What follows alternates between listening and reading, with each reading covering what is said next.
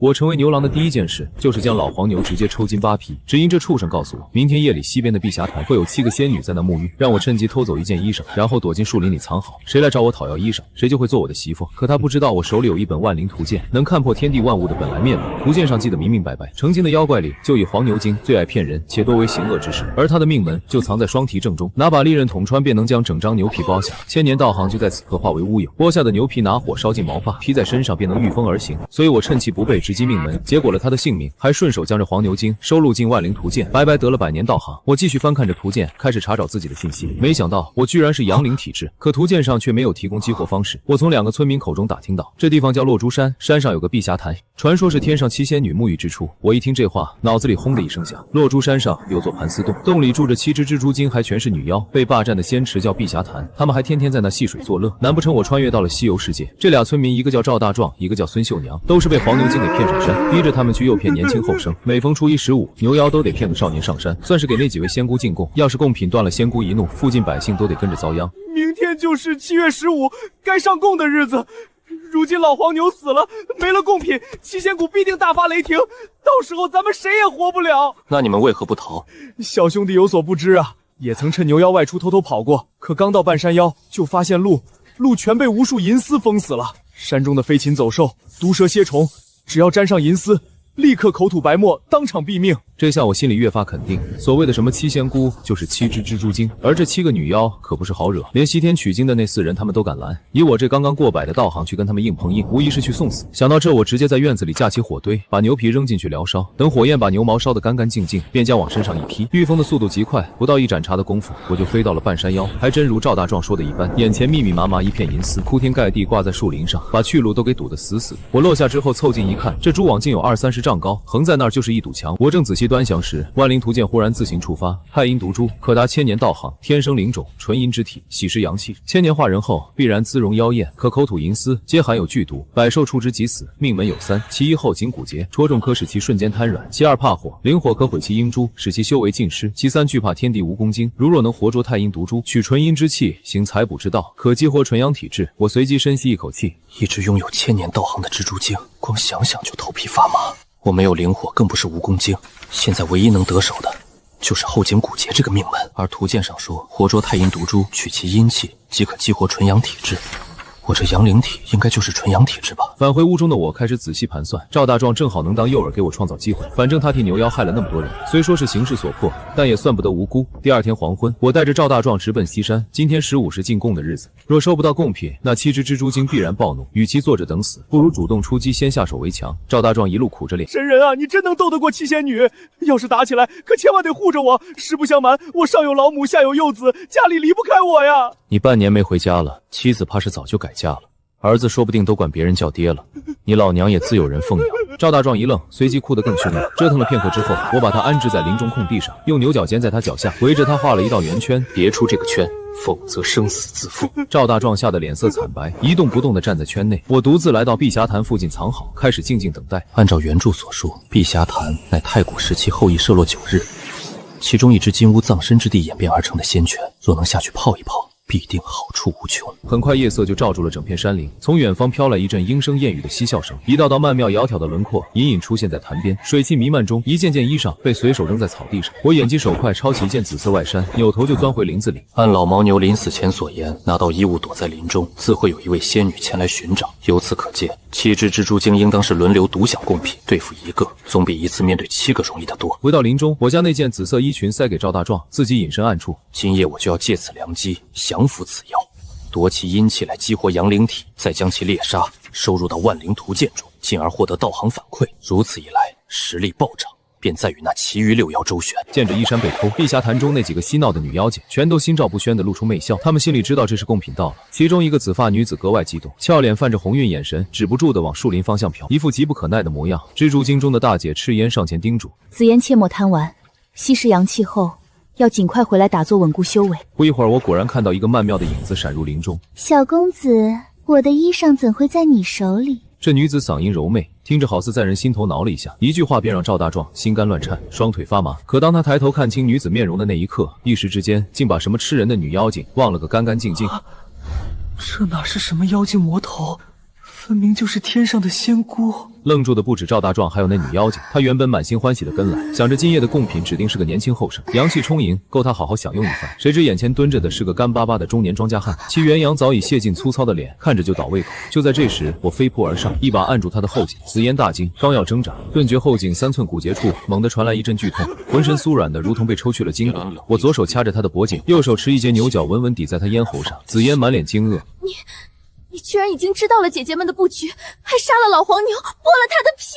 我也没搭理，只是冲赵大壮使了个眼色，让他赶紧逃。紫嫣见状便冷笑着威胁道：也不瞒你，我上头还有6个姐姐，再过2个时辰，我若不回去，她们定会出来找人，到时候你插翅难逃。不如趁早跪下拜我，叫我几声亲妈，我可以考虑收你当个干儿子。话还没说完，我体内猛然炸开一股磅礴的元阳之力，紫嫣顿时惊呆了，双眼直勾勾地盯着我。阴阳相生，天地至理，太阴毒株乃是天生灵种，修炼的便是体内那一缕阴气，而这缕还得以阳气不断滋养，那道行才能日益精深。此乃元阴之气，若能吸收，我那阳灵体定能觉醒。可又该如何采取阴气？我在心中默问图鉴，而图鉴显示，只需顺着这女妖背脊抚摸，再上通咽喉，下达声门即可。在阳气的熏蒸之下，紫嫣俏脸不禁长得通红，她喘息着道：没想到你竟是纯阳体质，既然如此，姑奶奶也不想杀你了。纯阳体质与我太阴毒株恰好互补，你我若结为夫妻双修，对彼此都大有裨助。你可不要不识抬举。正合我意。紧接着我和紫嫣盘膝对坐，4掌相合，体内阴阳2气瞬间相互牵引，立刻涌出一股精纯元气。可这还不到2个半时辰，紫嫣便惊呼出声：该死的人族小子，你这是在羞辱我吗？我们还没行过婚礼，怎能？他修行1000年，也曾听闻不少妖族姐妹谈论，想与人族男子结为夫妇，那境遇无一不是困难重重。人族始终自视清高，压根不愿与妖魔相恋。可当自己经历时，结果竟截然相反。这人族未免也太主动了吧！2个半时辰后，我的阳灵体彻底觉醒，转瞬之间，肉身便强横了10倍有余。紫嫣那是一个又羞又怒，趁我不备，挣脱了命门前置，随即吐出无数银丝，将我裹了个严严实实。可就在下一瞬，炽热的阳火骤然腾起，将那剧毒丝线尽数焚成灰烬。大胆孽畜！我有玄阳灵火在手，安敢造次？姐姐们说的没错，人族都是些薄情寡义的负心汉，你分明是夺了我的元阴才觉醒的灵体，还反过来要害我，骂我是孽畜。各取所需罢了，你不也得了我的至纯阳气？当我再次看向面前这个女子，心中竟莫名生出几分说不清道不明的情愫。这是你们姐妹的地盘，如今竟生这等事端，本非我意，就此别过，来日再会。说罢，我披上牛皮腾空而起，御风远遁而去。紫嫣望着那道远去的身影，眼神逐渐暗淡下来。人有人情，妖有妖性，紫嫣自幼开启了灵智，却一直待在深山之中，心性反倒比寻常妖物更为纯粹。这等子事她也是头回经历，我是她亲近过的第一个男子，自然而然被她当成了相互依靠的伴侣。更何况我是阳灵体，体内那团纯粹炽烈取之不竭的纯阳之气，令她迷醉不已。若是被姐姐们知道她是纯阳体质，定会想方设法的把人抓回来。她喃喃自语道，此时又想起我临走时话语。他说来日再会，应该会回来吧。与此同时，我降落在山脚小院中。杀他的确有些下不去手，况且我就区百年道好，真要和他拼命，未必占得了便宜。万一惊动了其余6只蜘蛛精，反倒把自己送入死地。赵大壮和孙秀娘此时正在院里候着，我告诉他们往东走，我会替你们破开蛛网。随后便头也不回的御风往东而去，牛皮上的灵光逐渐暗淡，余下灵气飞不了太远，需要静养恢复灵运。没多久，我便来到落珠山脚下的土地庙旁，天空忽然下起瓢泼大雨，我只好钻进庙中避雨，跟那尊土地公的神像挤挤。我寻思闲着也是闲着，就打开万灵图鉴翻看，却发现其中多了一栏境界划分，修行境界依次为炼精化气、炼气化神、炼神反虚、炼虚合道、渡劫成仙、玄仙真仙金仙。我试着调动体内灵气往掌心一聚，还真生出一簇玄阳灵火，而且自从觉醒阳灵体，好像不用修炼什么功法仙术，修为自己就能往上蹿。我随手翻到太阴毒株那一页，发现页面的对应插画多了几分色彩，像是收录了一部分。如此说来，照这么下去，再多来几次应该就能完整收录。按照《西游记》中的说法，落珠山上的漫山飞虫，凡是成了精的，都认那7只蜘蛛精做干妈。这些东西虽说没什么本事，但当个耳目却一个比一个灵。我只能先避避风头，过几日再上山也不迟。就在这时，脑海中的万灵图鉴忽然神光一闪，土地公生前有德之人，死后受仙路点化，化身阴神，为天庭耳目，监察10里之地，肩负守卫一方，安宁除妖灭邪之重任。命门唯有一处，受制于封神榜。看到这里，我直接愣住，土地公竟然也可以收录，可怎么收？总不能弑神吧？我沉吟片刻，便拾起一根枯枝，折成3节拳当3炷香，用纯阳灵火点燃后，便恭恭敬敬地插在土地公神像的香炉上。没想到还真能收录，不仅白的百年道行，还获赠灵品小5行法术地形术。万灵图鉴反馈的法术直接灌顶，地形术一入体就达到了小成，随即施展地形术遁入地下，正准备离开土地庙，就听见身后传来一声苍老的咳嗽。从没见过这样上香的，把老头子的神像都熏黑了。哎，毕竟是个天生灵体，将来说不定有仙缘。他既愿意结这个阴管，我便也忍忍吧。于是，在接下来的日子里，我凭借地形术，在落珠山周边四处猎杀山精野怪，成功收录铁脊狼妖，获得200年道行；成功收录苍鳞蟒怪，获得150年道行；成功收录白额虎精，获得150年道行；成功收录血耳兔妖，获得300年道行；成功收录赤柳木精，获得500年道行。仅仅半月时间，我便坐拥1500年道行，修为也攀升到了炼气化气中期，地形术更是早已圆满。不过需要说明，道行更像是对道的积累与感悟，并不能直接转化为修为。半月之后，我来到落珠山上的山神庙，掏出3炷香，在山神像前恭恭静静点燃。山神兄弟保佑啊！成功收录落珠山山神，获得1000年道行，悟得灵品神通炼山诀。我整个人都傻了，奖励竟然这么丰厚。是不是你躲在里头？突然，一道带着怒意的女声在庙外响起。紫嫣举起手中一颗带有裂痕的石子，那是被我用玄阳灵火烧裂的石子。她的姐姐们注意不到，但紫嫣一定熟悉上面残留的气息。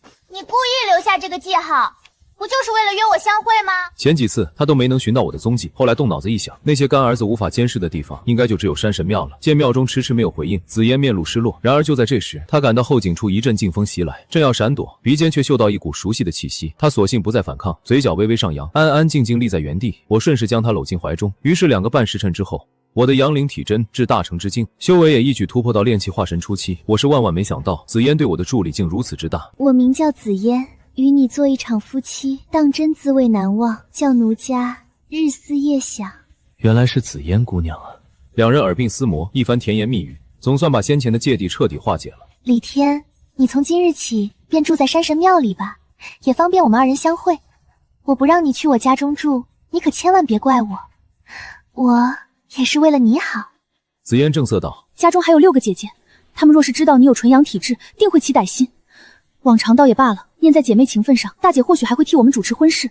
可眼下这落珠山被一个妖道给盯上了，大姐正急着提升修为道行，你若暴露，她肯定会将你霸占过去，日夜采捕。我心中一动，瞬间就联想到了黄花关里的那个道士。看紫嫣这模样，他们恐怕还没跟那老道搭上关系。原著中盘丝洞7妖后来投靠了黄花关观主，最终全死在了金箍棒下。像他们这种占据一方山头的妖精，也不过炼虚合道的修为，无门无派，整日提心吊胆的过活。我又追问紫嫣那个妖道的来头，这才得知此人是一位自称幽冥子的人族邪修。虽然修为比盘丝洞蜘蛛精弱了一个层次，但手中却有几件厉害的法器，还修成了灵火，这才让他们吃了大亏。若是这回再败，他们只能将落珠山拱手让人，前去黄花关求百目真君庇护，付出的代价则是落珠山上80%的灵运和物产。听到这里，我隐隐嗅到了一股阴谋的味道。又和紫嫣缠绵了2个半时辰后，我们约定好下次相会的时间，我便果断下山而去。夜幕降临碧霞潭中，四姐闭眼打趣道：紫嫣小妹，上回你吸食的那个男子阳气竟如此精纯，短短半月身上的灵运都浓郁了数倍，这样下去修为岂不是要直追大姐了？紫嫣尽量让自己的声音听起来平静些。上次那男子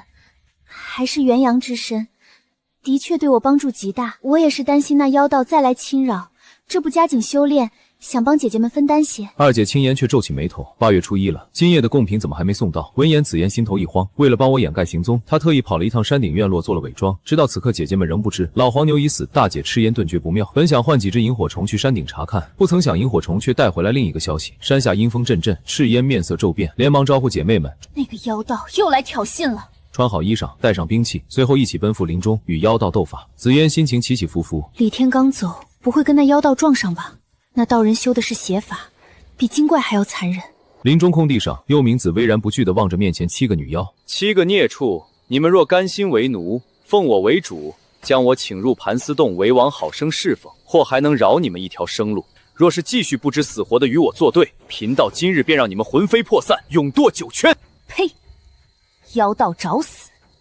且看看我们姐妹的剑是否锋利。就在他们对峙之际，我正藏在不远处的草丛中静静观望，脑海中的万灵图鉴也随之触发。人族邪修好行杀生之事，收敛阴魂怨鬼，罪孽缠身，十恶不赦，人神共愤。天诛地灭，命门在于肉身，因长久与鬼魂相伴，饱受阴气侵蚀，肉身孱弱腐朽，堪称活死人。杀之可得天道认可，功德加深。我自然想收录这邪修，但并不着急动手，而是蹲在暗处观战，收集敌方情报。这场斗法持续了好几个时辰，盘丝洞7女妖中有5人负伤，唯有大姐赤烟与七妹紫嫣幸免。紫嫣与我双修两回，体内阴阳交融，已不再惧怕幽冥子的灵火。她抽剑上前，一剑便刺穿了那妖道的胸膛。见此一幕，躲在暗处的我直接催动炼山诀，蜘蛛精们满脸震惊。这既然是神通，要知道能执掌神通的无外乎3种人：大罗神仙的嫡传弟子，被天庭授予仙路的兵将，或是得到地界妖王垂青之辈。幽冥子绝望到了极点，阁下能否收了神通？回应他的只有一拳，当场就把幽冥子砸成了一滩肉泥，成功收录邪修。幽冥子获得300年道行，减罚邪修，扫平罪孽，获得一缕天道功德。我将幽冥子的乾坤袋和万魂幡收了起来。这时蜘蛛精大姐走到我面前，拱手抱拳，其余蜘蛛精也纷纷拜倒，见过恩公。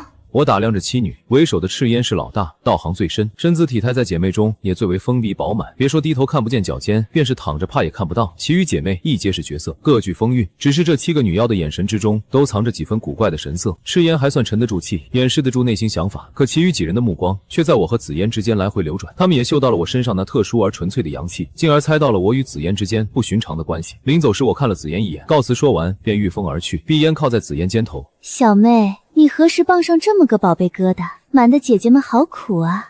是啊，妹妹，这男人到底是谁？他身上的阳气好生浓郁纯粹，若能吸上一口，不得美上天去。紫嫣一时间羞涩难当。你老实说，最近修为增长这么快，是不是已经与他跟姐姐们讲讲找男人的滋味如何？好啦好啦，我全都交代还不行吗？回到土地庙后，我打开幽冥子的乾坤袋，里面堆满了无数金银珠宝，还有一部泛黄的古籍，乃是玄阳真人所著的《修仙法门正道篇》。正道篇乃金丹之法，旨在引药入体，调剂阴阳，熬炼金丹，但也需分清主次，外物不过是来客自身本源，方为药王。如今我坐拥近3000年道行，很快就将这部仙法参悟透彻，当即催动阳灵体，以身为炉，熬炼体内灵气，运转周天，开辟子府，凝聚法力，最终在子府之内凝出一粒金丹。这时土地庙外响起一道苍老的声音：恭喜小友结成金丹，不愧是天生灵体，果真资质过人。来者正是土地公和落珠山的山神。我对这2位阴神倒也客气，见过2位上仙，不知有何见教。山神告诉我，前些时日在落珠山诛杀的幽冥子乃是他们的通缉重犯，但那邪修的万魂幡中还拘禁着上万生魂，需交由玄阳真人解脱超度。我告诉他们，万魂幡早就被我扔掉了。山神不由多看了我2眼，随即便明白了我的意思。他拿出一把长剑，作为赠予诛杀邪修者的奖励，这宝物是你的了。土地公也在一旁笑呵呵的解释，这赤阳剑可不是万魂幡可比，乃玄阳真人亲手炼制的一件后天灵宝，虽只算得上下品，却也弥足珍贵。我接过长剑，朝2人拱了拱手。2位上仙放心，万魂宝我一定会找回来。找到万魂包，后来罗珠山山照庙寻我即可。山神说完便话锋遁走，土地公却不急着走，反而笑眯眯地凑上来套近乎。李道友，我一眼就看出你是有仙缘之人。我听闻天宫之上发生过一桩张风惊天动地的大事，有一只猴子犯下滔天大罪，大闹天宫，最后连灵山佛祖都惊动。这可是老黄历了，龙胜神州，花果山妖猴大闹天宫，那已经是200多年前的事儿了。我心中总算有了底。如此说来，距离西天取经计划启动还有300年左右的时间。又与他攀谈了一阵，土地公便当着我的面化作一缕青烟飞入了神像之中。我也不好意思再赖在庙里，索性来到落珠山，在山顶的小院落脚。当晚，我便将万魂幡交还给了落珠山山神，顺便借着交流法术神通的由头，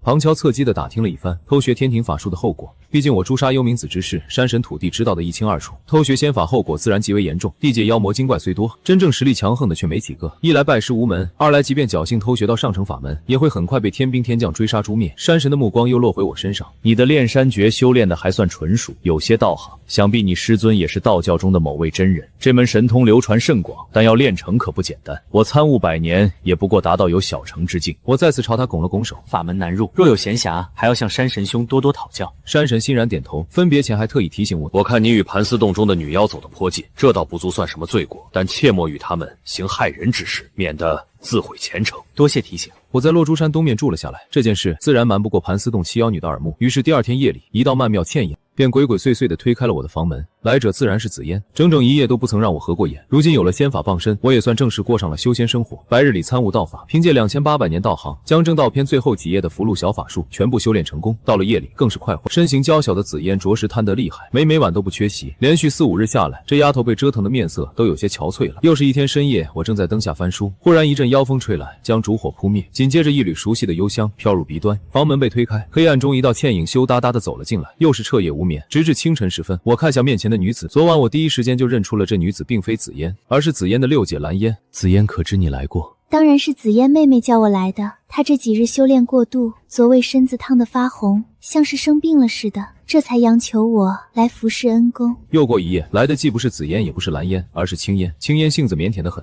好似个瓷娃娃般任由人摆弄。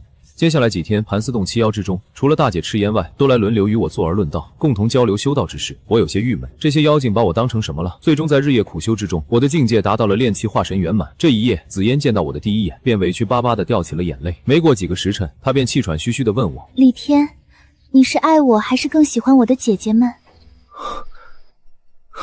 这些问题，你的姐姐也问过。那若是我的大姐也想服侍于你，你愿不愿意？我有些无奈，我脑中瞬间浮现出那位身姿风飞动人的女子，总让人有种莫名的心动。紫嫣见我这副表情，有些闷闷不乐。大姐心思最深沉，可不是你随便能上手的。我无所谓的摇摇头，暗中翻开《万灵图鉴太阴毒珠》那一页，就差最后一块拼图了。若能与赤烟坐而论道，应该就能完成收录。我大姐知道你就住在东边山上，为了答谢你上次诛杀妖道之恩，明日想请你到碧霞潭一叙。碧霞潭乃天地孕育的仙泉，相传昔年是天界七仙女沐浴之处，灵韵极为浓厚，头一回浸泡更有洗精伐水之效。凌晨时分，紫嫣欲盖弥彰的先行离去，我等到日头升起，才出门前往碧霞潭。众妖女见到我后，纷纷行礼，她们都与我坦诚相见过，反倒没那么见外了。赤烟递给我一只锦盒，这是以我姐妹本源贮丝编织成的锦衣，经碧霞潭长久浸泡淬炼，可刀枪不入，水火不侵。到了正午，潭中霞光熠熠，灼灼生辉，阳气浓郁到了极致。赤烟这才开口道：李道友，这碧霞潭原本是天界仙女沐浴之处，却不知为何被舍弃，让我们姐妹捡了便宜，不怕你笑话。自得此权以来，我夜夜难寐，忧心忡忡，只因这等宝物绝非我们守得住的。说完，他又取出一片光灿灿的羽毛。紫嫣等姐妹纷纷惊呼：这是仙光神羽！李天，这可是落珠山上最大的秘密，姐姐连这个都告诉你，已经是把你当成自己人了。我将仙光神羽接在手中，愈发能感受到其中蕴含的深厚神韵。赤烟有些不好意思：此物乃碧霞潭中产出，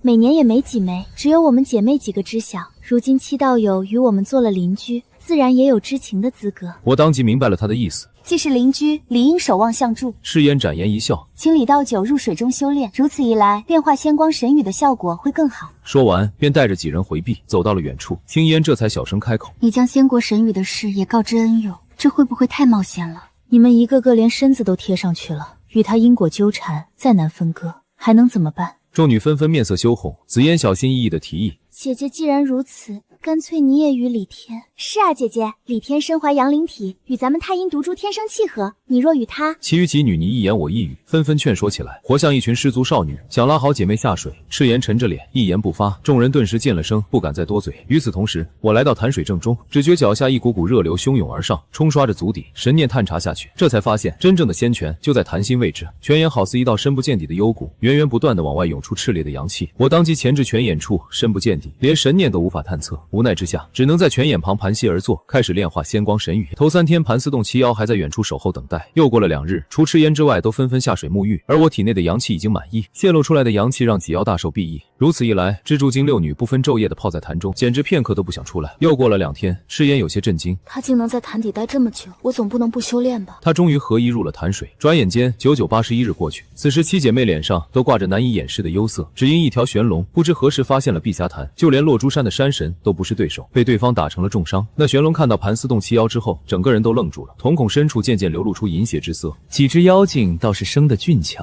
正好本太子在泉中修炼，枯燥无王，尔等做我的侍女，与我共浴。众妖女面色惨白，龙性本淫，若是落到他们手中，基本就等同于沦为玩物。一旁的山神也默默后退了一步，显然不打算再管这桩闲事。赤烟明显也看出了这条玄龙的身份，虽然龙族在漫天仙神眼中算不得什么，但欺负下界阴神以及他们这种毫无背景的妖精还是绰绰有余。更何况这玄龙太子号称天劫之下第一仙，与碧波潭万圣龙王也有着千丝万缕的关系，他们根本得罪不起。赤烟压低声音对紫嫣说：你去唤醒李道友，我想办法拖住玄龙几个回合，咱们逃离此地，这碧霞潭不要了。可就在这时，玄龙忽然发觉碧霞潭中还藏着人，当即伸出龙爪要将其抓出来。赤烟没有丝毫犹豫，拔剑便斩向那只龙爪。紫嫣则纵身跃入潭中，玄龙勃然大怒，龙爪一掌拍向赤烟。赤烟横剑抵挡，可手中宝剑当场折断，他也吐出一口鲜血跌飞出去。先杀你立威，免得其他几个臭丫头不听话。说完，玄龙喷出一束神火，化作龙卷直扑赤焰而去。他拼命喷涌银丝，想要阻挡火势，却全是徒劳。就在这千钧一发之际，碧霞潭轰然炸开，光焰之中，一道人影拔水而起，携带着无比炽烈的温度，瞬息之间挡在了赤焰面前。神火不是只有你会。话音刚落，我张口吐出一股火焰，立刻与玄龙神火正面冲撞。众目睽睽之下，金色烈焰直接将玄龙神火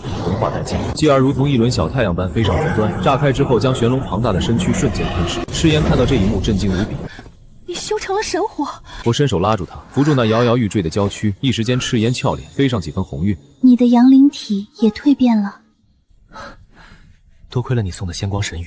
我暗中扫了一眼万灵图鉴上的个人信息，碧霞潭中81天的潜修，让我的修为直接跨越了一个大境界，距离所谓的地仙之境仅有一步之遥。更为紧要的是，我在碧霞潭中吸收到了游离的一丝丝金乌血脉，阳灵体蜕变成了金乌神体，玄阳灵火也随之进阶为神火，号称紫阳神火。众女纷纷围了上来。李天若是没有把握，我们退走便是。紫嫣说的对，玄龙号称天劫之下第一仙，100年前便已是地仙圆满之境，身怀龙族血脉，不容小觑。我抬头望向天空，云雾已然散尽，玄龙显然并无多少伤势。万灵图鉴随之翻动，邀玄龙天生龙族血脉，龙族有2祖，皆为先天神魔，其一曰祖龙，其二曰烛龙。玄龙乃烛龙后裔，然血脉已实不存，亦为神兽之体，肉身强横，擅长吐火。神兽无命门，龙族一身是宝，血肉可增长气血，鳞片可炼制甲胄，龙筋、龙骨、龙珠皆是上等仙材。玄龙怒喝一声，化作一名男子，居高临下的俯视着我。不错，本太子便是天劫之下第一仙。我觉得有些好笑。炼虚合道，渡劫飞升，那才算真正得道成仙。你不过一个地仙，100年都未有寸进，也敢自称是仙？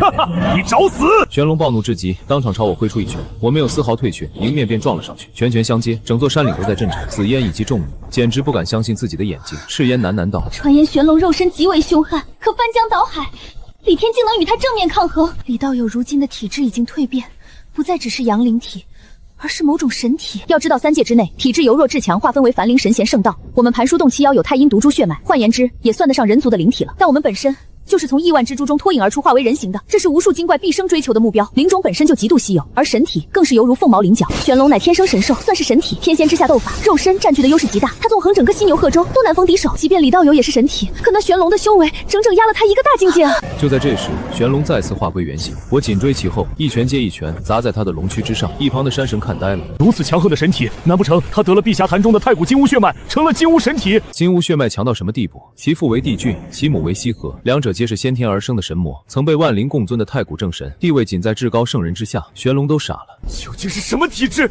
竟能与他争锋？我是你爹！说着又是一拳轰出，玄龙直接被崩飞了出去。见自己被一个人族如此羞辱，玄龙当即施展血脉神通玄龙印，我直接祭出炼山诀，瞬间凝聚出50丈高的山峰。下方的山神彻底懵了，他分明记得我诛杀幽冥子的时候，炼山诀才略有小成，这才3个多月不见，怎么就厉害到了这般地步？随着山峰轰向玄龙，他是真的怕了，扭身就要逃。你刚才不是要夺我仙拳吗？还要将我等驱逐，干嘛要跑？我手持赤阳剑追击而上，将玄龙的鳞片一片片剥落。七妖瞧见这一幕，皆瞪大了双眼。李天竟然打赢了玄龙，咱们姐妹真是天大的运气，竟能遇到这般厉害的男子。若不是他，咱们怕是连逃出升天都难。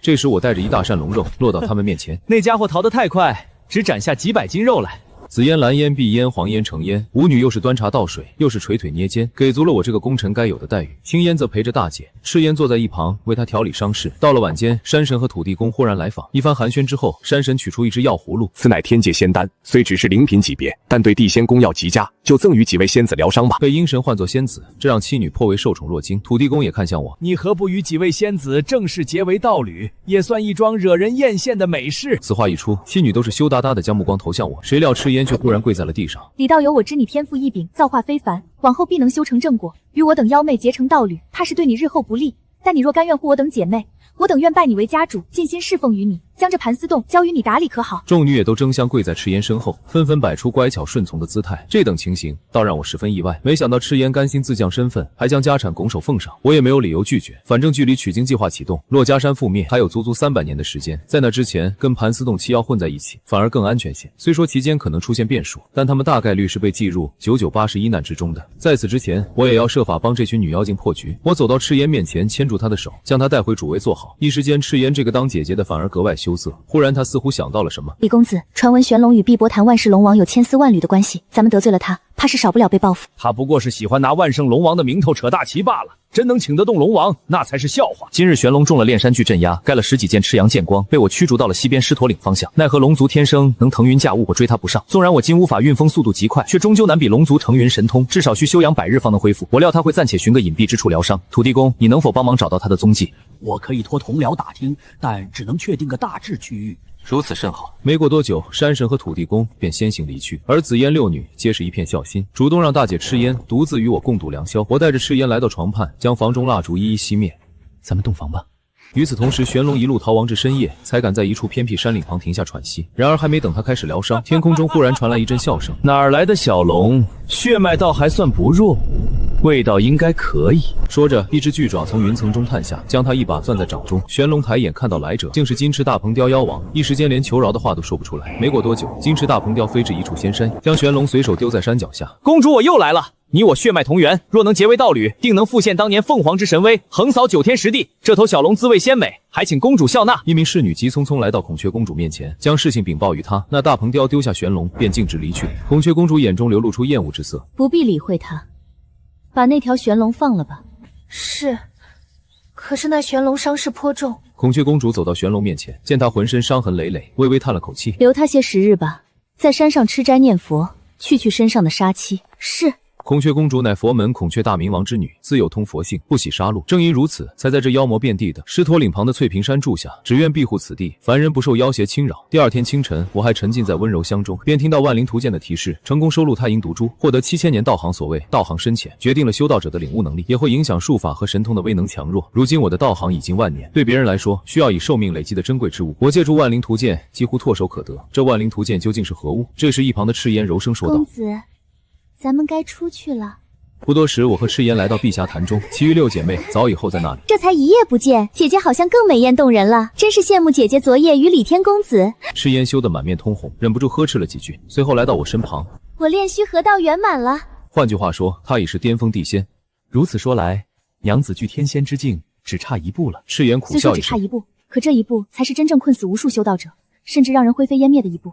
况且我只是修为圆满，道法尚不齐全。我想起先前在碧霞潭泉眼旁见到的天然道纹，当即带着他一同潜入潭底。泉眼周围赫然刻着几道模糊不清的怪异符号，赤烟一眼望去便深陷其中，当即盘膝坐下，神念流转落在道纹之上，开始参悟。这是金乌遗留的一缕火之法则，我只是淡淡扫了一眼，便已将其悟透。随即我往泉眼更深处探去，竟发现一间不大不小的石室，石室上方有一座封印阵法，其间还残留着一丝丝金乌血脉。碧霞潭果然不是无主之物，设下封印的人究竟是谁？黄花关的百目魔君，还是毗蓝菩萨？管他是谁留下的，我当场盘膝坐下，开始参悟阵法。没想到这阵法竟有36重禁制，随着时间流逝，你参悟透了1枚阵纹，你参悟透了9枚阵纹，阵道入门，你参悟透了81枚阵纹，成为灵阵师。2个月弹指而过，第1重禁制被打破，下一瞬间，精纯无比的仙灵之气扑面而来。我连忙运转正道篇，将灵韵尽数吸纳入体，肉身修为术法都在此刻得到了提升。碧霞潭被破除禁制后，部分灵韵融入上方潭水之中，正在沐浴的妻女皆是惊喜不已。好强的灵韵，李天在下面做了什么？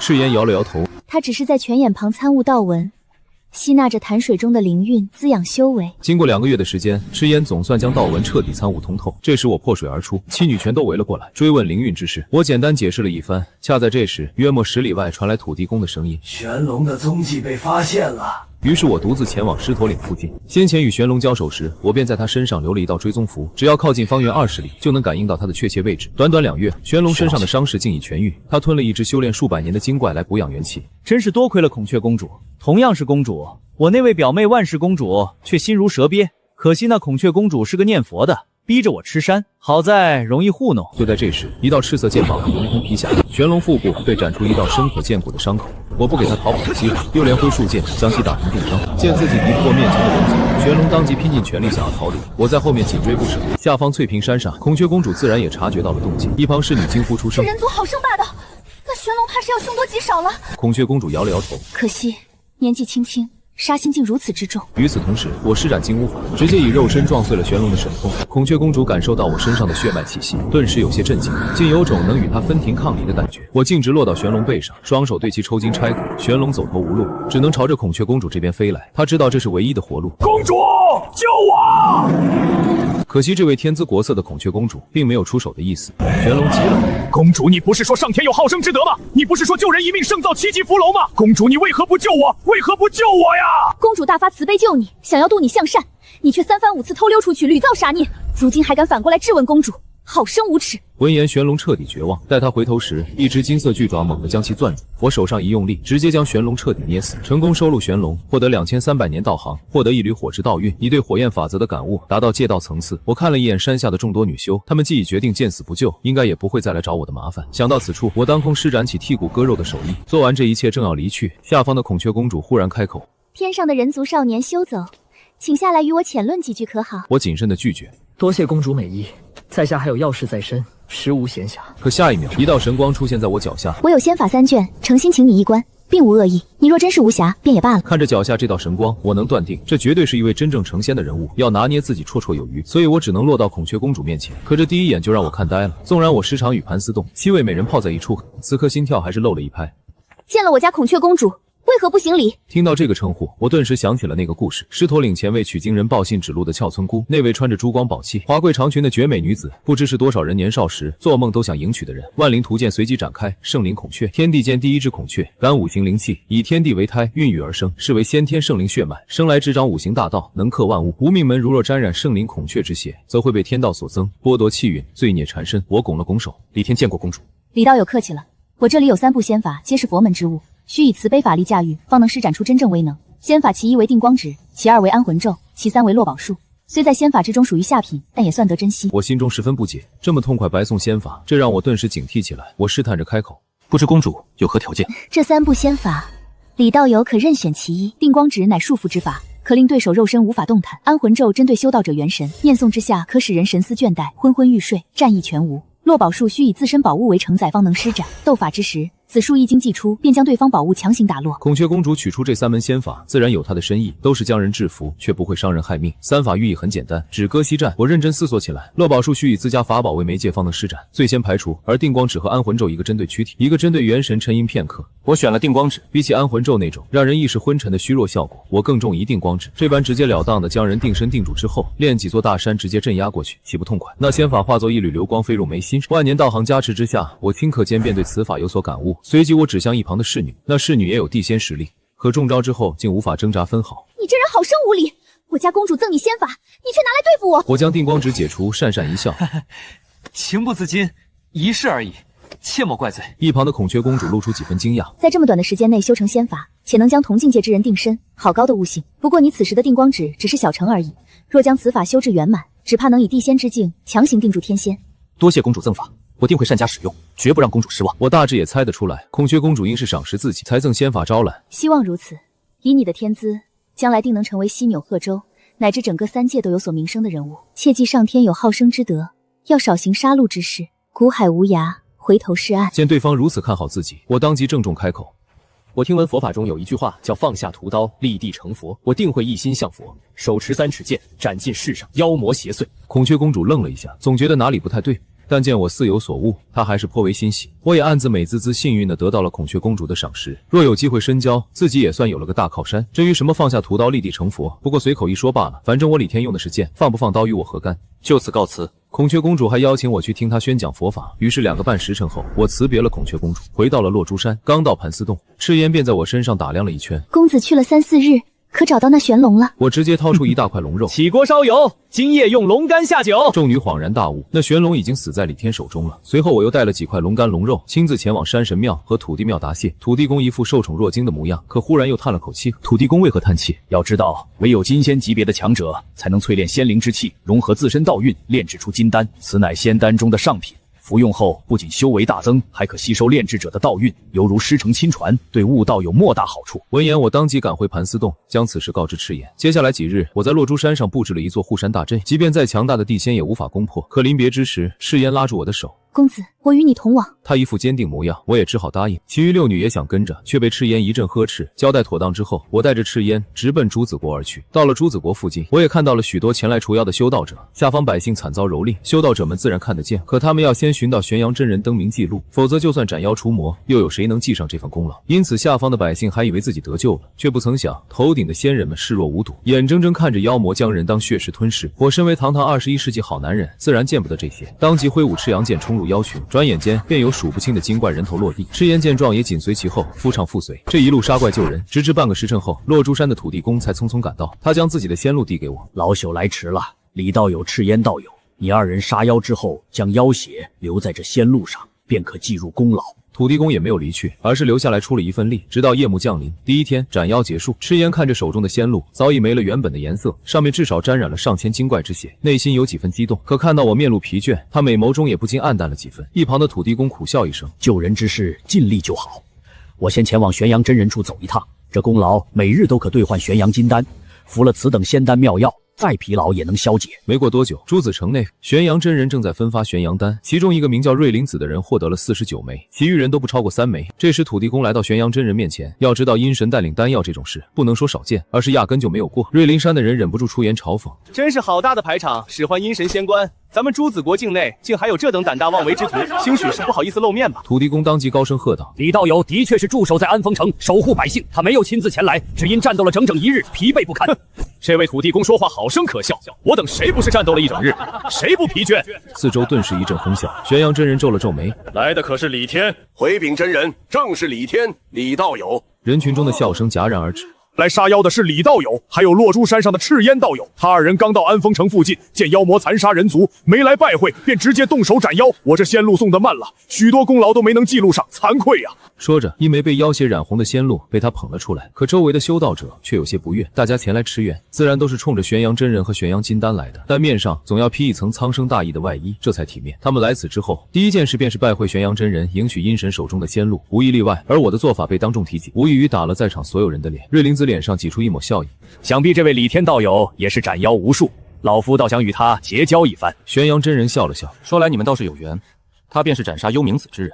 说起来你还欠一个清理门户的人情。瑞灵子当场愣住，脸都僵了。李天河赤焰斩妖1331头。玄阳真人话音落下，自己也微感讶异，但功劳已先行记录在册，这是天庭制度，绝不存在造假。周围人顿时炸开了锅，难不成这2位道友已是天仙了？听着耳边不绝的称赞之声，瑞灵子面皮抽搐了几下。瑞灵子山师徒7人，脸色都极为难看。幽冥子死在李天手中，清理门户这种事被外人代劳，无异于被当众扇了一巴掌。而他们引以为傲的斩妖记录，在齐天面前更是不值一提。一时间，瑞灵山师徒7个面红耳赤，心生记恨。玄阳真人拿出168颗玄阳丹交给土地公，土地公将金丹收入乾坤袋，当即告辞。没过多久，土地公第一时间将玄阳丹送到我手中，感受着其中蕴含的道韵，赤焰激动的心脏砰砰直跳。土地公又将在朱子城中的事情原原本本说了一遍。我摆了摆手，无妨，你也是替我说话，不过那个瑞灵子的同门倒要提防提防。随即我开始分发丹药，土地公坚决不收，只说事后天庭会对阴神另有褒奖。赤焰也暂且只取了10颗，各自服下1枚丹药后便盘膝炼化。我坐拥高深道行，那玄阳丹就像吃豆子一样，一颗接一颗往嘴里塞，修为和道运都在飞速增长。时至半夜，我翻阅万灵图鉴，如今道行已达18900年。图鉴之上，一个个古朴文字闪闪发亮：山海淮水，人间界4毒之一，淮水浩浩汤汤，亘古不绝，养育千魔万怪，无穷仙灵。我沐浴在大禹之中，图鉴上的河水亦在不断加深着色彩。这也是我头一回发现万灵图鉴还能收录河流，而且方式极为简单，只需接触即可。这时，一个女子激动地来到我身旁：我是朱子国公主，名叫苏婉宁。今日若不是你斩妖救人，恐怕安丰城已经沦陷。仙人，婉宁有一个不情之请，你可以教我修道吗？虽然我用剑在朱子国数1数2，但面对妖怪，凡人的力量终究不够。我摇了摇头，今日来的大部分人，包括我看似能飞天遁地，实则也不过是有些法力的修道者，远远称不上是仙。不过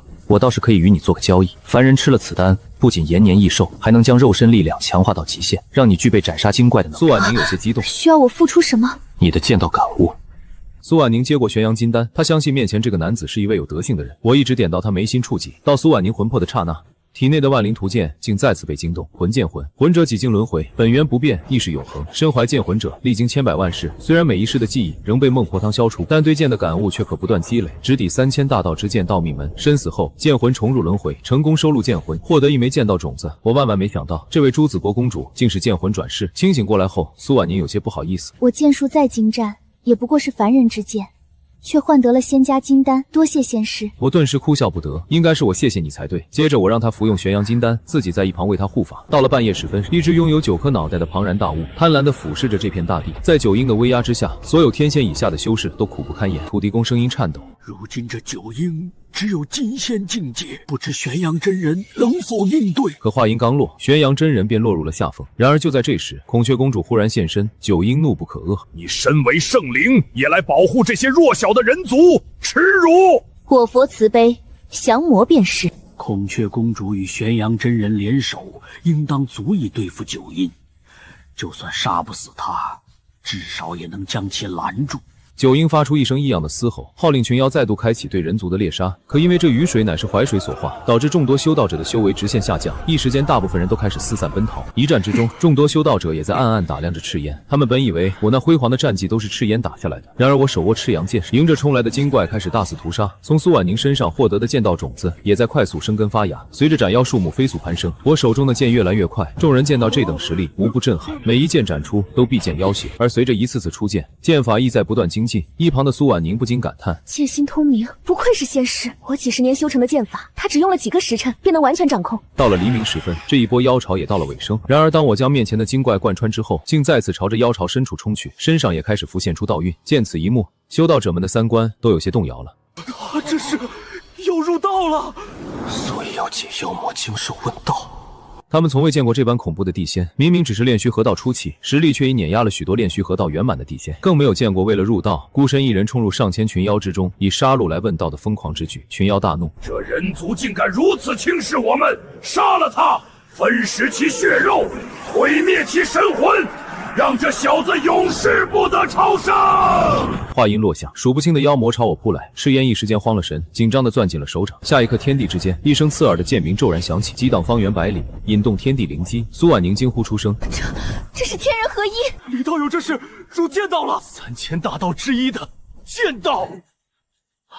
众多修道者更是惊掉了下巴。天地间道法无穷，有3000大道、49天道、亿万小道，而3000大道却是3种道中真正的永恒之法，其威能不弱于天道。从某种意义上来说，甚至要强过天道。你的剑道种子发芽，剑道正式入道，达到窥道层次，感受着体内翻天覆地的变化。我直接火力全开，剑光冲天而起，瞬息间便有200-300头妖魔丧命。到此刻，群妖终于被杀破了胆子，四散而逃，围困了安丰城数个时辰的妖潮，终于在这一刻消退。我将一颗玄阳金丹吞入腹中，补充着即将枯竭的法力。赤焰立刻迎了上来，脸上苍白一片，满是委屈。你太冒险了，我自有护命手段，无需担忧。其余修道者也纷纷走到我面前，拱手抱拳：多亏李道兄，不然这座城池咱们绝对守不住。等玄阳真人归来，这份功劳一定要说清楚。我不禁好奇，不知玄阳真人他们那边如何了。土地公上前解释：金仙级别的战斗，完全是道法之间的碰撞，毁天灭地，可怕的很。玄阳真人和孔雀公主定是将九婴驱逐到了别处，我们尽力斩妖救人，静候消息即可。就在这时，一个男子从远处飞来。哪位是李天道友？是我。朱锦城那边妖潮持续了3天3夜，至今仍未消退。七道友第一日便斩妖上千，想必手段了得，还请速速与我赶回去救援。众人有些意外，那里留守的人手最多，不该如此啊！男子苦笑一声：除了你们这边，其余3座城池皆在求援，我们的人手被分出了不少，而且那些妖魔精怪狡猾得很，知道朱子城中凡人最多，因此冲击也最为猛烈。我当即答应下来，朝赤焰点了点头，示意他放心。不多时便来到了朱子城外围。我停下脚步：诸位，这地方选的可不太好，若是做些见不得人的勾当，很容易就被发现。你们便是幽冥子的同门吧？说着，我拔剑朝四周斩了几下，顿时有7道人影先后显现。贫道乃瑞伦山修道者，道号瑞林慈，幽冥是我逐出师门的不成器弟子，但也轮不到你来杀。年轻人倒有些胆识，准备好血债血偿。瑞林子本以为吃定了我，哪知下一秒，我一剑便斩杀了瑞林子山6名弟子。瑞林子整个人都傻了。到了此刻，他不敢有丝毫保留，当即施展出画符大阵。我将全身法力灌入赤阳剑中，伴随着大道的轰鸣之声，画符大阵顷刻间蒸发于天地之间。瑞林子也被一剑捅了个透心凉。将他们的物资搜刮干净之后，为防假死，我直接将尸体挫骨扬灰。回到安丰城，我把此事告知了赤焰和土地公。这时，玄阳真人的声音从天穹之上传来：此劫已过，诸位可来朱群城相会。朱子城内，玄阳真人从朱子城阴神口中得知了我斩杀瑞灵山师徒7人之事。安丰城土地公上前解释，是瑞林子一行人图谋不轨，将李道友诓骗而出，想要杀人夺宝，不料被他反杀。此事乃瑞林子等人咎由自取，人人目睹。在安丰城的修道者们也纷纷出面作证，一旁的孔雀公主也看向我，她比几日前身上多了一丝功德，足以证明那瑞林子一伙是罪孽缠身的伪善之徒。玄阳真人闻言一愣，公主似乎对李天国外关注。孔雀公主也不隐瞒，我与他在翠屏山见过，李道友与我佛有缘，我曾向他传法。此话一出，在场所有人都羡慕地看着我。要知道孔雀公主属于灵山，被她传法就意味着有极大的机会直接拜入佛门修行。靠上灵山那无比庞大的背景，毫不夸张地说，哪怕只是灵山上的一只老鼠，都可以在整个犀牛贺州横着走。不过你身上的杀气一时浓重了不少，还望你铭记那句话，放下屠刀，立成佛，时刻谨记。多谢公主出面证我清白，是非黑白自当分清。我朝孔雀公主拱手道谢，孔雀公主鼓励地看了我一眼，随即转向玄阳真人。真人，如今灾劫已解，我也不多留了，后会有期。话音刚落，他便化作五彩神光，瞬息间遁向西方而去。忽然9天之上传来一声洪亮之音：玄阳真人，待功劳最高者上云头领赏吧。玄阳真人查看仙路，李天、赤烟2人共斩妖2982，为此次灾劫首功。随即玄阳真人便带着我们升至云层之上。此刻的九婴已被斩了8颗头颅，修为跌落到天仙初期，沦为了镇武星君的坐骑。与镇武星君见过礼后，他这才看向我。我方才已听说你残杀同道，还与一只妖厮混在一起，道心不坚，难成大器。这一颗玄元丹珍贵无比，不如化作雨露，分给下方苦修之士。见此一幕，玄阳真人敢怒不敢言，赤烟心中更是难受不已。我暗中握住他的手掌，示意无碍。做完这一切，镇武星君直接驾着九婴升天而去。玄阳真人恨得咬牙切齿。谁能想到，天庭之腐朽远胜过人间朝廷。你是受我之命而来，却受了这等委屈，只怪我无能，是我对不起你。这瓶中是2000多颗玄阳金丹，你且按照功劳与下方修道者们瓜分了吧。这道仙符指引你前往紫云山，那里有机缘在等你。正当我想要推辞，玄阳真人却面带愧色，当即驾云飞走了。回到朱子城后，我将金丹分发完毕，我和赤烟共分的300多颗，我又拿出一半交给赤烟，让他带回落珠山与姐妹们修炼用，而我则按照仙符上的方位前行。无量两劫凶险可怖，想要避劫，相传唯有拜入圣人门下方能躲过，但封神亮劫之后，圣人不出，3界生灵想要避劫，只能寻求一方势力的庇护。见过镇武星君的跋扈之后，我也不得不认真思考这个问题，以至于西游亮劫之中最大的2方势力佛门与道门，并未真正爆发过激烈冲突。这场亮劫说是佛道之争，倒不如说是双方联手布下了一盘周密的棋局，算天算地算众生。妈的，世道变了，拼命修行没有出头之路，孙悟空就是最好的例子。纵然结义7大圣，号令无穷妖，10万军中无敌手，9重天上斗威风，但最终还是功败垂成。以我眼下的处境，孔雀公主便是个极好的突破口，先抱上她的大腿再说。就在这时，一只巨爪猛地朝我袭来，我当即施展金乌法挡住攻击，只剩1颗头的九婴现出原形。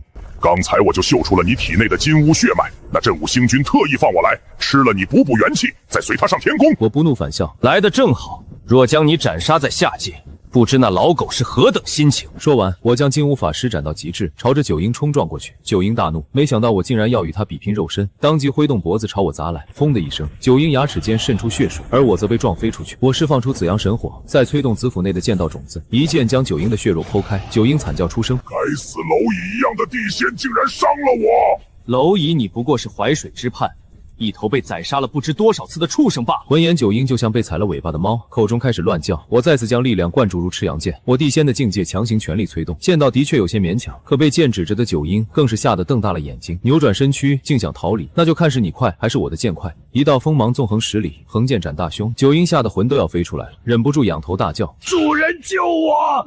我可是镇武星君的坐骑，你敢杀我！听到这话，我直接将九婴最后1颗头颅斩落，成功收录上古凶兽九婴，获得9000年道行，获得九婴本源之法9命术，获得大量火之道运。与此同时，镇武星君感受到了他与九婴的联系骤然断开。该死的，竟敢杀了我的坐骑！当他寻到一处残留道法波动的战场时，只看到山峰上摆着的残碎尸体，正是死去的九婴。李天，你好大的胆子！杀死九婴之后，我便急忙赶往翠屏山，请求孔雀公主为我疗伤，并将玄阳真人赠送机缘一事告知了他。然而就在这时，镇武星君也追了过来，孔雀公主直接将他拦在一旁，转头看向我：“你可是做了什么触犯天条之事？”要知道，身旁这位女子乃是西方灵山佛门孔雀大明王菩萨的女儿，镇武星君在那位菩萨面前连根毛都算不上，所以我丝毫不惧。上仙，您为何是驾云而来？那头九婴不是成了您的坐骑，为何不在身边？镇武星君气得浑身颤抖，强忍着没有发作。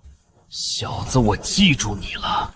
三界之大，天庭乃是万方之主宰，你逃不出我的手掌心。说完，便直接驾云而去。孔雀公主顿时有些疑惑：“你又哪里得罪他了？”我并未隐瞒，将事情原本说了一遍。孔雀公主抬头望了望天：“李天，大道仙途漫漫，不是有天资就一定能修成正果，也不是成就天仙便走到了尽头。天仙也只是一个开始。你的天资悟性的确罕见，这是你最大的优势，但想要顺利修行，走得更远，还远远不够。若你愿意，我可引荐你佛门的灵气，弥补你修行中的不足，助你走得更稳更远。”我对当和尚不感兴趣，况且我也是有家室的人。孔雀公主也懒得多说，手指轻轻点在我额头上：“你身上的功德足以凝聚功德金光了，只是不懂法门，我可传你佛门功德凝聚之法，助你一臂之力。算是赠你的，无需你加入佛门，更不必当和尚。”听到这话，我才松了口气。多谢公主。原来是白嫖，白嫖使我快乐。可传法刚完成还没片刻，我的额头便出现了第三只树眼。孔雀公主面色变得有些古怪，以境界功德之力开了天眼，开天眼显神念。当我看向孔雀公主时，便发现对方头顶祥云锐气凝聚不散，这天眼还有辨识中间分正邪观本相的能力。你伤势痊愈，功德之力也已凝，就随我一同去参悟机缘吧。然而就在这时，万灵图鉴竟被触发了。只见画卷上的孔雀公主竟有一根手指多了些色彩，这是开始收录了。我也明白过来，看来收录并非一定要有夫妻之实，两人之间各种亲密接触同样可以推进收录。我站在孔雀公主身侧，借她脚下的祥云赶路，目光不由自主地往旁边瞟去。纤细腰身之下，青丝摆动之间，那无比完美的腰臀曲线挺翘有致，格外动人。公主此次的机缘究竟是何物？孔雀公主也不隐瞒，那是一件古之重宝，但已只剩碎片，其中蕴藏着无穷道法，还有许多遗迹。不久后，刚到目的地，金翅大鹏雕便迎了上来。公主，你可算来了，多日不见，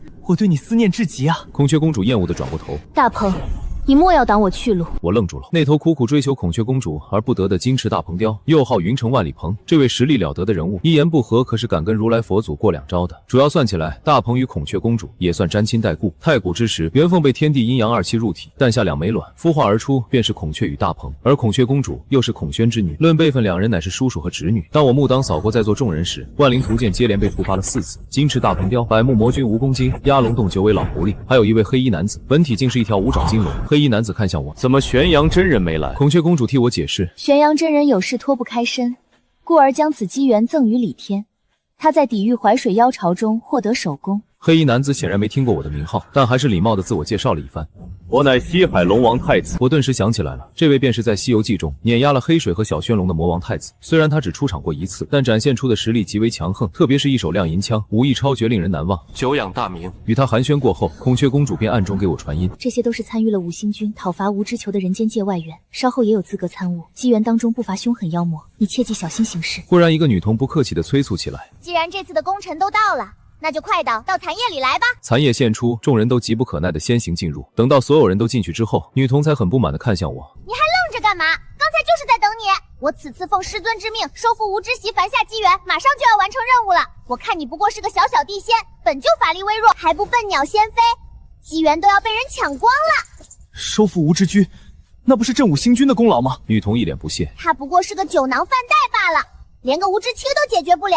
若不是我出手，这场灾劫再过几个月都不会结束。我又追问一句，你家师尊是什么人？女童傲娇无比，眼睛都快瞟到天上去了。他们几个太乙散仙都没资格知道师尊的名字，就你也想知道？我顿时哭笑不得。此地乃是紫云山，我曾听闻山上有个千花洞，洞中有一位毗蓝婆菩萨隐士修行，可是你师尊？女童当场一懵，你怎么知道的？我故意压低声音，我上面有人。女童闻言顿时了然，原来如此。因为毗蓝婆菩萨说过，这世上知晓他修行之地的人少之又少，甚至连听说过他名号的人都不多，而那些人无一不是当今三界名列前茅的大罗金仙级人物，且都与他师尊交情极深。原来是自己人。女童顿时换了副嘴脸，你叫李天是吧？菩萨给我起法号叫云梦，你师尊是哪路神仙？我露出一副为难的神色，我出门前师尊有言，你懂的。云梦更觉亲切，十有八九也跟自己一样，都是大人物身边挨骂挨打的童子，修炼到他们师尊那个份上，都讲究一个神龙见首不见尾，轻易不沾染红尘因果。谁说不是？随即我又询问残叶之中的机缘。咱们这关系，我直接告诉你，怎么将残叶炼化成自己的法宝，肥水不流外人田嘛。我算是看出来了。师尊这次拿出这宝贝，就是给你准备的。我整个人都傻了，这就成了。当我来到残叶世界之内，首先发现了吴之奇的尸体，刚伸手触碰，便成功收录，获得了大量水之道运。接下来便是参悟此行真正的机缘了。开启天眼之后，我才发现这个残叶世界竟是由无数阵法构成，只要能破阵，就能参悟机缘。无数座法阵之中，又有着迷宫般的路线，唯有走对正确的路线，方能找到残叶法宝的本源，将其炼化。从云梦那里得知路线后，我很快来到了第一处关卡，耗时2天半。第一座九品灵阵被成功参悟，在破解前5座九品灵阵后，我感受到了踏入神阵师的契机，通过天眼找到一处神品阵法，于是小心翼翼地踏入其中。与此同时，孔雀公主望着处于最末的我，见我依旧不屈不挠，她的悟性果然非同寻常。她的阵道造诣不低不高，神7品而已，此刻在众人中排名第2，下方依次是魔王太子、伏龙仙翁、九尾狐，而金翅大鹏雕在阵道方面却稀松平常，落在了最后。至于百目魔君，正处在最高位。他一个9品，参悟神阵竟如此之快。看来马上要晋升神阵师了。孔雀公主美眸中不禁流露出愈发浓郁的好奇之色。10天时间眨眼而过，我成功晋升到了神阵师1品。若有机会，也得收集些强大的阵图，日后布置在落珠山上加强防御。随即我跟着路线继续破解神阵。正所谓修行无岁月，在残叶世界之中一待便是3年，不仅成了4品神阵师，修为也攀升到了炼虚河道后期。当我回过头，才发现金翅大鹏雕早已被我超了过去，前方就是魔王太子。不知外界如何了，按理说赤焰他们都是气运加深的妖仙，应当无恙。可我现在多想也是无用，3年又3年。3年又3年，终于成了7品神阵师，已经超越了魔王太子，追上了伏龙仙翁。这时伏龙仙翁来到我身旁，小娃子再往后走，可都是7品神阵，以你地仙的实力，只怕刚入阵就会被打成飞灰。奶奶我看你可怜，得此机缘也不容易。却没想到我刚拒绝，伏龙仙翁就施展法力朝我施压。你这小子敬酒不吃。恰在这时，魔王太子一枪挑破了我身上的压力。老狐狸还在欺负一个晚辈，有些太过分了。伏龙仙翁脸色阴沉，魔王太子，你这是何意？李天虽然只是地仙，但毕竟是玄阳真人道友寻来之人，且在此次劫难如此蛮横，本太子就是看你不快，你奈我何？他一走到尽头，想要继续往前，就必须依靠我的阵道。见两人快要打起来，我这才开口：既然有缘在此相会，不如一同参悟阵法，总归比单打独斗快得多。魔王太子只是单纯打抱不平，听到这等好事，自然同意。伏龙仙翁开怀大笑：你这小子有些眼色，日后必成大器。魔王太子，你也不必看老身不快，方才的确是我急躁了些。从此刻开始，咱们齐心协力，一同冲阵，登临更高之处，所能吐纳的灵脉必定更加浓郁，时间流速也将更为缓慢。我闻言一愣，时间流速？魔王太子解释道：简单来说，你在这残叶世界中过了3年，外界才刚过去1年。我这才恍然大悟，难怪金翅大鹏雕不去破阵，反而每时每刻都在吞噬灵域，壮大自身。伏龙仙翁面露忌惮：自然这大鹏雕可是太乙神仙，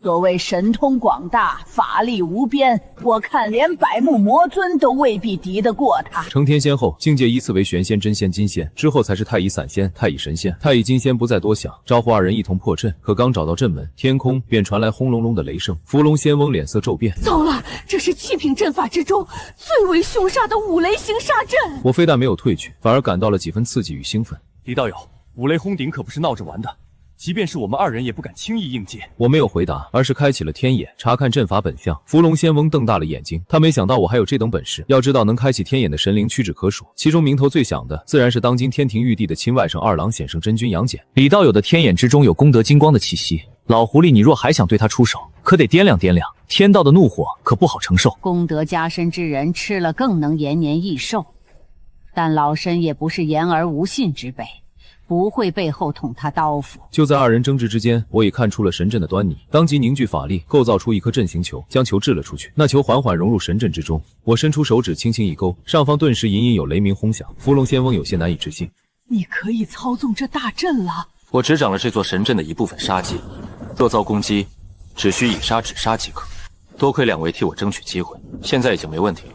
可当我们走出神阵之后，却发现此处封印着大量仙家宝物。魔王太子正气凛然，李道友功劳最大，这仙藏自然该他先挑选一件。伏龙仙翁点头应允，其中有3件灵宝，2件宝器，3粒仙丹。忽然我脑海中万灵图鉴被触发，不周山盘古脊梁所化，太古时的天柱亦是大地之中央。见此一幕，我心脏猛地一跳。传说中祖屋共工与祝融在不周山下大战，共工拜而墓主不周山，天柱者地为绝。这残夜世界究竟是什么东西？竟然藏着不周山碎片！我将那块古朴漆黑的碎石片拿在手中，压根看不出是件宝物。随后我选了一面铜镜，魔王太子取了一颗丹药，伏龙仙翁拿了一颗珠子。宝物轮流分完之后，魔王太子与伏龙仙翁便开始调息伤势。我也趁机炼化宝镜，这是一件后天上品灵宝，名为天照宝镜。随后拿出分道的玄元丹，直接吞入腹中。镇武星君就是为了一粒玄元丹，脸都不要，不惜刁难自己，这仇可得记牢了。片刻之后，我与2人再次探索流沙神阵，期间触发了7次阵法，险些让2人陷入绝境。当我将阵法破解之后，并未发现仙家宝物，而我的阵道已达神8品。当我询问2人要不要继续时，魔王太子选择了到此为止，伏龙仙翁则直接翻了脸。小子，你未免太过狂妄！破这座流沙阵已经害我们2人屡次陷入险境，还敢继续？既然如此，只能就此别过了。说完，我转身便踏入了下一座隐藏的神阵。魔王太子想要劝阻，却早已不见我的身影。伏龙仙翁一脸不屑：下一座大阵至少也是8品神阵级别，他无人相助，顷刻间就会化作飞灰，岂敢独自去破阵？魔王太子当即骂道：老狐狸，你可别忘了，自己的2件上品灵宝都是靠李道友才到手的，现在却盼着他去死，可谓忘恩负义，真是个十足的孽畜！你以为吃定老身了？无妨，号称伏龙仙翁最不怕的就是你们龙族，那就来试试。